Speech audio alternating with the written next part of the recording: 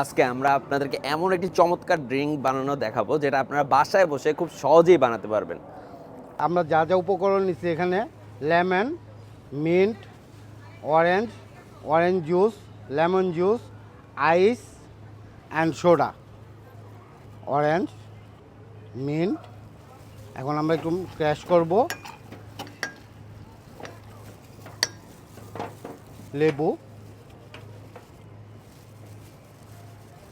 লেবুটাও একটু ক্র্যাশ করব। এখন আমরা একটু অরেঞ্জ জুস দিব, এখন দিব আইস,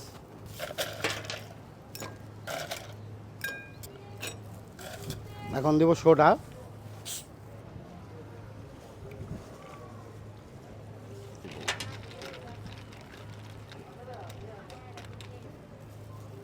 লেমন স্লাইস, মিন্ট লিভ। তৈরি হয়ে গেল আমাদের অরেঞ্জ